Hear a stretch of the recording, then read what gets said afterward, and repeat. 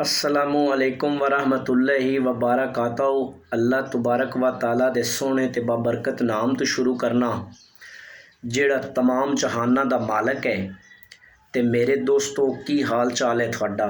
मैं उम्मीद करना कि तुसी मेरे सारे दोस्त ठीक ठाक होवोगे ते अल्लाह तबारक व ताला थोड़े ते हज़ारा नेमतां ते बरकतां दा नज़ूल अता फरमाए। ते दोस्तों अज दी कहानी अज दा वाक़या शुरू करने हैं। पुराने वक़्त दी कहानी है। ये वाक़या है कि एक गाँव तो बंदा निकलदा है शहर वास्ते। शहर जा रहा होंदा है खरीदारी वास्ते ते चलदा चलांदा जदों शहर पहुंचदा है ना ते ओनू सिगरट दी तलब महसूस होंदी है। सिगरट तां उहदे कोल होंदी है लेकिन माचस नहीं होंदी। वो काम की करदा है, एक दुकान दे अंदर चला जाता है तो दुकानदार नूं कहंदा है कि भाई मैनू माचस दे। जदों माचस मंगदा है ना तो दुकानदार पता है की जवाब देंदा है। वो जवाब देंदा है कि ठहर जा, 5 मिनट ठहर जा, मेरी दुकान नूं लग जानी अग। ते जदों अग लग जावे उस तो बाद एक सिगरट नहीं 2-3 सिगरटां इकट्ठियां ला लवीं।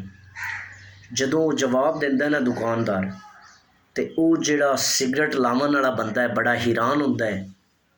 बाहर आ जाता है, दुकानदार भी बाहर आ जाता है। ठीक 5 मिनट तो बाद उस दुकान नूं अग लग जाती।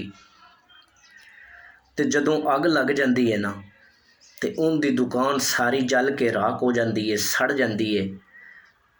तो वो बंदा उस दुकानदार तो पूछता है कि की वजह यार, तू बड़ा बेवकूफ़ है, तेनू 5 मिनट पहले पता चल गया कि मेरी दुकान सड़ जानी है, इनू अग लग जानी, तो तू मैनू कह 2 बंदे आपां करीबी होर बुला के ते तेरा दुकान के अंदरों समान उस सौदा कढ़ लेंदे, कुछ तेरी बचत हो जाती। वो दुकानदार पता उन्होंने की जवाब देंदा है। वो कहंदा बस अल्लाह की रज़ा सी, जिहड़ा काम होना हो गया है।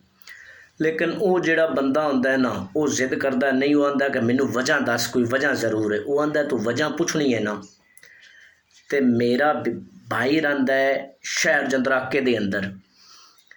तू शहर जंदराके चला दा ते फलाने नां दा बंदा होना है, वो मेरा भाई है। वो तेनू ये सारा माजरा, ये सारी कहानी तू उन्नू दसनी ते वो तेनू इंदे बारे दस देगा। हुण वो बंदा जिहड़ा है ना वो आंदा कि इस कहानी दा, इस वाक़े दा पता तो ज़रूर करना है। वो चलदा चलांदा बेड़ी तो लंघदा है ते लंघ के चला जाता है शहर जंदराके। उन्होंने रात हो जाती, पहुँचता है उस बंदे का नाम पुछ के चला जाता उनके कोल। जदों रात होंदी है ना तो उन्होंने सारा वाक़या सुनाइंदा है, कहानी सुनाइंदा है। वो आंदा ठहर जा, तेनू इनदा जिहड़ा जवाब है ना, ये जिहड़ी तू कहानी मैनू दसी है, ये वाक़या सुनाया है, इनदा जवाब मैं तेनू सुबह देवांगा। रात हो जाती, स्टे करदा है, सो जाते ने। सुबह उठदा है ना उनदे तो फिर पुछदा है। वो आंदा है कि नहीं हाली ठहर जा, मैं बच्चे मेरे हैं 2-3 बच्चे ने तो एक मेरी बीवी है, उन्होंने मैं छड़ना है बेड़ी ते। उन्हें पार जाना है अपने रिश्तेदारां नूं मिलन। उन्होंने छड्ड आइए, फिर उस तो बाद तेनू दसांगा। नाल उस बंदे नूं भी ले लैंदा है ते वो आपदी फैमिली नूं भी ले लैंदा है ते आ जांदे ने दरिया ते बेड़ी ते। जदों बेड़ी ते अपने बच्चों नूं सवार करांदा है ना ते वो बंदा पता की कहंदा है, कहंदा है कि यह जिहड़ी बेड़ी है ना ये जदों आ दरिया दे अंदर चली जानी है ना, विचले सन वग जानी, इस बेड़ी ने डुब जाना है। जदों इतनी गल करदा है ना वो मज़ीद हैरान हो जाता है।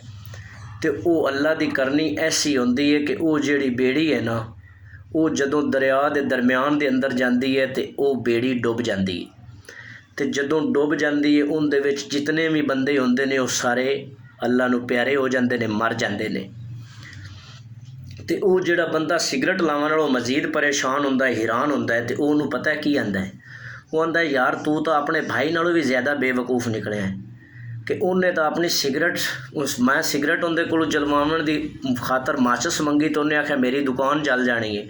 तो तू तो अपना सारा खानदान ही बोड़ दिता है, तेनों पहले पता भी चल गया कि ये बेड़ी डुब जानी है तो तू ये की कीता है। वो आंदा बस ठीक है, जो होना सी वो अल्लाह ताला की तरफों इस तरह ही होना, तो जो होना है वो हो गया।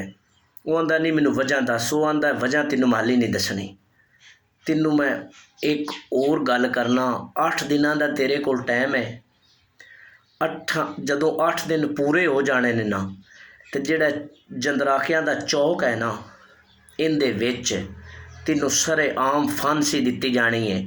ਉਹ ਬੰਦਾ ਜਿੰਦਾ ਬੀਵੀ ਬੱਚੇ ਡੁੱਬ ਗਏ ਸਨ, ਉਹ ਦੂਸਰੇ ਨੂੰ ਕਹਿੰਦਾ ਜਿਹੜੀ ਗੱਲ ਪੁੱਛਣ ਗਿਆ ਸੀ, ਤੇ ਤੇਰੇ ਕੋਲ 8 ਦਿਨਾਂ ਦਾ ਟਾਈਮ ਹੈ, ਹੁਣ ਜਿੱਦੇ ਤੂੰ ਜਾਣਾ ਚਾਹੁੰਦਾ ਹੈ ਚਲਾ ਜਾ।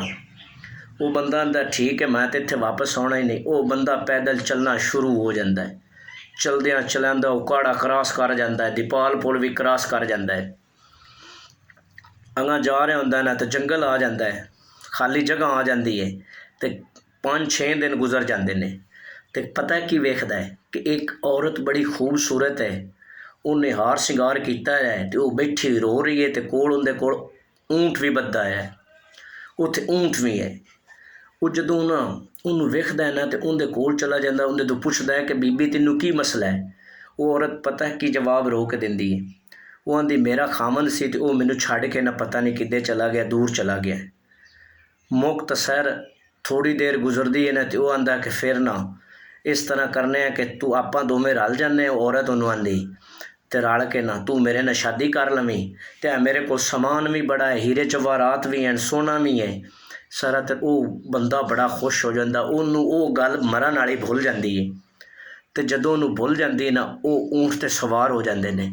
ਤੇ ਜਦੋਂ ਊਂਠ 'ਤੇ ਸਵਾਰ ਹੁੰਦੇ ਨੇ ਨਾ, ਤੇ ਫਿਰ ਹੁੰਦਾ ਕਿ ਜਿਹੜਾ ਊਂਠ ਹੈ ਨਾ, ਉਹਦਾ ਮੂੰਹ ਸਿੱਧਾ ਹੀ ਸ਼ਹਿਰ ਜੰਦਰਾਕੇ ਨੂੰ ਹੋ ਜਾਂਦਾ। ਉਕਾੜਾ ਕਰਾਸ ਕਰਦਾ ਹੈ, ਦੀਪਾਲਪੁਰ ਕਰਾਸ ਕਰਦਾ ਹੈ, ਫਿਰ ਉਕਾੜਾ ਕਰਦਾ ਹੈ, ਤੇ ਫਿਰ ਠੀਕ 8 ਦਿਨ ਜਦੋਂ ਟਾਈਮ ਹੁੰਦਾ ਹੈ ਨਾ, 8 ਦਿਨਾਂ ਦੇ ਅੰਦਰ ਉਹ ਜੰਦਰਾਕੇ ਸ਼ਹਿਰ ਦੇ ਅੰਦਰ ਆ ਜਾਂਦੇ ਨੇ।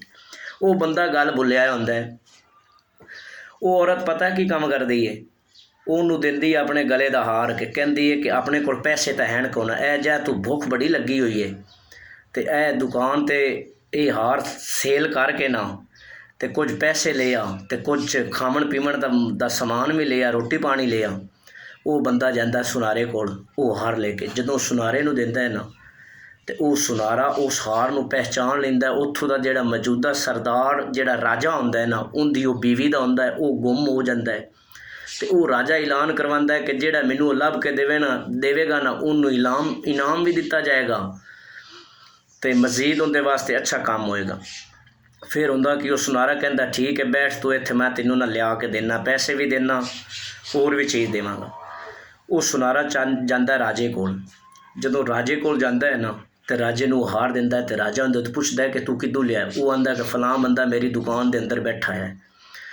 ਉਹ ਰਾਜਾ ਆਪਣੇ ਸਿਪਾਹੀਆਂ ਨੂੰ ਹੁਕਮ ਦਿੰਦਾ ਕਿ ਉਹਨੂੰ ਗ੍ਰਿਫਤਾਰ ਕਰ ਲਓ। ਉਹਨੂੰ ਗ੍ਰਿਫਤਾਰ ਕੀਤਾ ਜਾਂਦਾ। ਉਹ ਬੜੀ ਕੋਸ਼ਿਸ਼ ਕਰਦਾ ਕਿ ਮੇਰੀ ਬੀਵੀ ਦਾ ਹਾਰ ਹੈ, ਮੇਰਾ ਹਾਰ ਹੈ, ਉਹਦੇ ਕੋਲ ਊਂਠ ਹੈ, ਮੈਂ ਫਲਾਣੀ ਜਗ੍ਹਾ 'ਤੇ ਉਹਨੂੰ ਬਿਠਾ ਕੇ ਆਇਆ। ਅਤੇ ਜਦੋਂ ਉੱਥੇ ਜਾਂਦੇ ਨੇ ਨਾ ਕੋਈ ਊਂਠ ਹੁੰਦਾ ਹੈ ਅਤੇ ਨਾ ਕੋਈ ਉਹ ਔਰਤ ਹੁੰਦੀ ਹੈ, ਕੁਝ ਵੀ ਨਹੀਂ ਹੁੰਦਾ। ਮੁਖਤਸਰ ਕਰਾਂ ਗੱਲ ਬੜੀ ਲੰਮੀ ਚੌੜੀ ਹੋ ਗਈ। ਉਹ ਜਨਾਬੇ ਅਲੀ ਉਹਨੂੰ ਜਿਹੜਾ ਰਾਜਾ ਹੈ ਨਾ, ਉਹ ਸਜ਼ਾ ਸੁਣਾ ਦਿੰਦਾ, ਸਜ਼ਾਏ ਮੌਤ। ਅਤੇ ਉਹਨੂੰ ਸਰੇਆਮ ਉਸ ਚੌਕ ਦੇ ਅੰਦਰ ਫਾਂਸੀ ਦੇਣੀ ਹੁੰਦੀ ਹੈ, ਅਤੇ ਉਹਨੂੰ ਫਾਂਸੀ ਘਾਟ 'ਤੇ ਲਿਜਾਇਆ ਜਾਂਦਾ ਹੈ ਨਾ, ਅਤੇ ਹਾਲੀ ਉਹਦੇ ਗਲੇ ਦੇ ਅੰਦਰ ਫੰਦਾ ਪਾਉਣਾ ਹੀ ਹੁੰਦਾ ਹੈ। ਅਤੇ ਉਹ ਬੰਦਾ ਆ ਜਾਂਦਾ ਜਿਹਦੇ ਬੀਵੀ ਬੱਚੇ ਦਰਿਆ ਦੇ ਵਿੱਚ ਡੁੱਬ ਜਾਂਦੇ ਨੇ।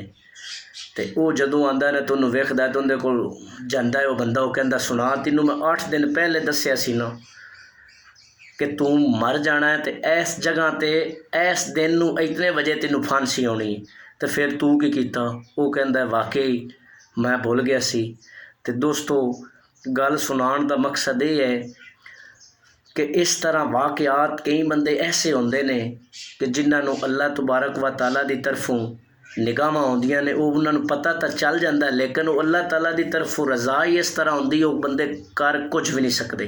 ਅਤੇ ਅੱਲਾਹ ਤਬਾਰਕ व ਤਾਲਾ ਮੇਰੇ ਸਾਰੇ ਦੋਸਤਾਂ ਨੂੰ ਆਪਣੇ ਹਿਫਜ਼ व ਅਮਾਨ ਵਿੱਚ ਰੱਖੇ। ਅੱਲਾਹ ਨਿਗਹਿਬਾਨ।